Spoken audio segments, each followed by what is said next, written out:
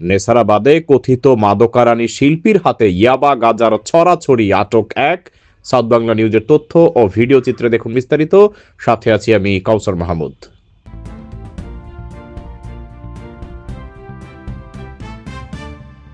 নেসারাবাদে কথিত মাদকারানি শিল্পীর হাতে ইয়াবা গাজার ছড়াছড়ি। বরিশাল থেকে মাদক এনে খুচরা বিক্রেতার হাতে ছড়াচ্ছে সর্বত্র। এতে সহজেই উপজেলায় মাদক ছড়াচ্ছে। 12ই ডিসেম্বর বৃহস্পতিবার দুপুরে শিল্পীর কাছ থেকে 15 পিস ইয়াবা কিনে 22 বছর বয়সী নাইম নামে এক যুবক গ্রেপ্তার হয় নেসারাবাদ পুলিশের কাছে।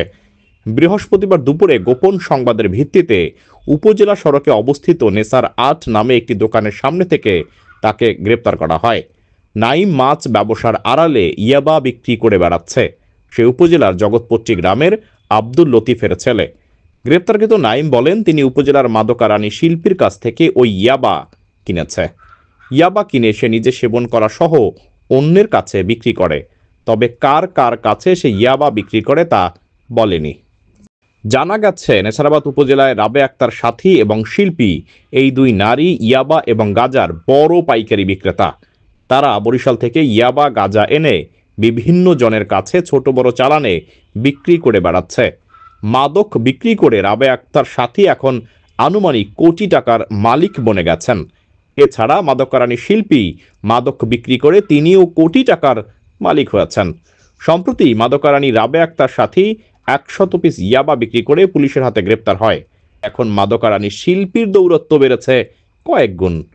নেসারাবাদ থানার উপপরিদর্শক নাসির জানান, নাইমকে 15 পিস ইয়াবা সহ গ্রেপ্তার করা হয়েছে। তার বিরুদ্ধে থানায় মাদক আইনে নিয়মিত মামলা রুজু হচ্ছে।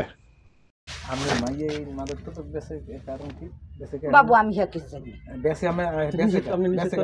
বাবু আমি আমনে তো মনে মরেছেন মুই হারা বাড়ি কামড় হিবে আমি নিষেধ করেন এই কামড় এই আমি বলছি কি শুনেন বাবু আমি জানি না, আমি নিষেধও করেন না যে তুই বেশিস না বাবু আমি জানি। আমি বলছি কি নিষেধ করেন না আপনি। আমি কইছি তুই আবল তাবল কামড়বি না, আমি যা কই না আমি বুঝি না আবল তাবল কামড়। তারপর শুনেন আপনার কথা, আমি কইছি আবল তাবল কামড়বি না। হ্যাঁ ও কয় কি? হ্যাঁ কিছু আমার কই না, তা শুনে না কথা কিছুই কই না।